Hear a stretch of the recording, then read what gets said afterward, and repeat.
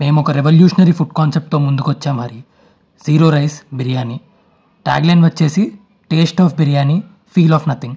ఏంటి, రైస్ లేకుండా బిర్యానీ చేయాలా? ఇంకా నయం, నీళ్ళు లేకుండా స్నానం చేయమనలేదు.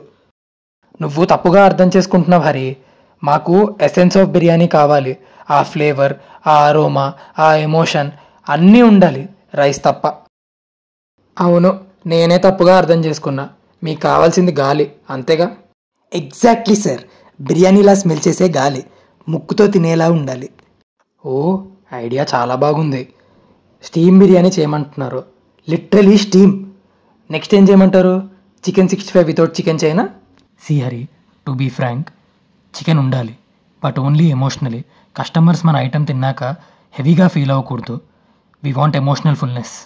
మన కస్టమర్స్ వాళ్ళ ప్లేట్ మీద లిడ్ ఓపెన్ చేయగానే వచ్చే సువాసన వాళ్ళకి వెచ్చటి హగ్గులా ఉండాలి, హృదయాలకి హత్తుకుపోవాలి.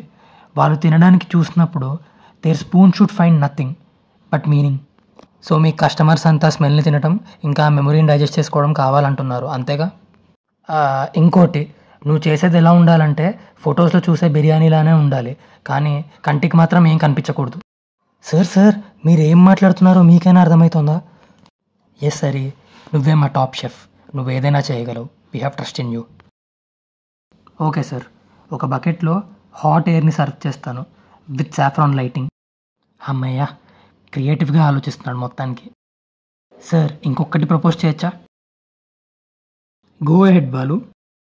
ఈ ఫుడ్ ఐటమ్ని మనం డిజిటల్గా కూడా సర్వ్ చేసే ఆప్షన్ ఏదైనా క్రియేట్ చేద్దామా? ఎక్సలెంట్ బాలు, విన్నావుగా హరి, డిజిటల్గా కూడా ఎలా సర్వ్ చేయాలో ఒకసారి చూడు. ఎస్ సార్, మీ టాప్ షెఫ్ని కదా, నేను ఏదైనా చేయగలను. ఖచ్చితంగా చూస్తాను సార్.